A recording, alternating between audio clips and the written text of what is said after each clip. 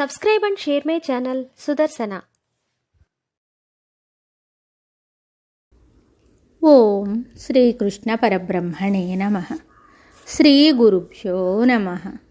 శ్రీమద్భగవద్గీత 17వ అధ్యాయము శ్రద్ధాత్రయ విభాగ యోగము 21వ శ్లోకము. శ్రీ భగవానువాచ యత్తు ప్రత్యుపకారార్థం ఫలముద్దిశ్య వా పునః దీయతే చ పరిక్లిష్టం తద్దానం రాజసం స్మృతం. యత్తు ప్రత్యుపకారార్థం ఫలముద్దిశ్య వా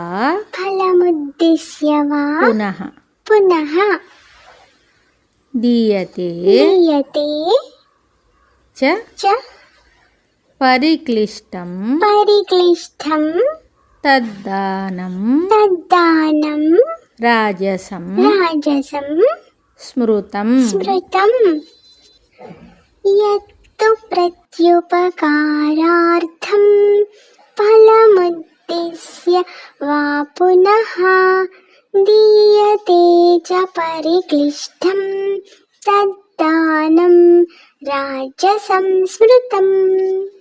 ఈ శ్లోకమునకు భావము భగవానుడు చెప్తున్నాడు.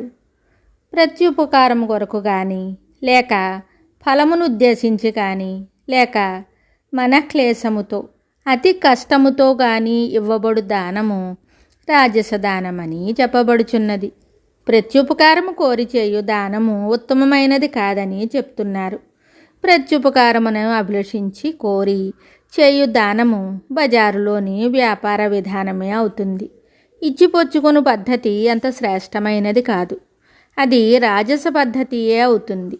మరియు తనకేమియో మున్ముందు పరలోకాదులందు ఫలము కలుగునని ఆశించి చేయు దానము అనగా ఫలాపేక్షతో చేయు దానమును ఉత్తమమైనది కాదు. నిష్కామముగా భగవత్ప్రీత్యర్థముగా చేయు దానమే మహోన్నతమైనది. పరిక్లిష్టం.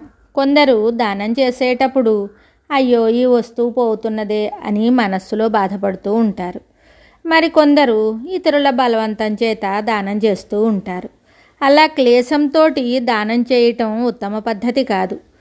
అలాంటిది సత్ప్రయోజనాన్ని కలుగజేయదు. దానము చేయుట తన కర్తవ్యమని ధర్మమని భావించి ఇష్టపూర్వకంగా ఆనందంతో ఒకరికి ఇచ్చుటయే సాత్విక దానము. అది కాకుండా ఇతరమైనవి రాజస తామస దానములే అవుతాయి. కావున విజ్ఞుడు సాత్విక దానమునే అవలంబించవలెను.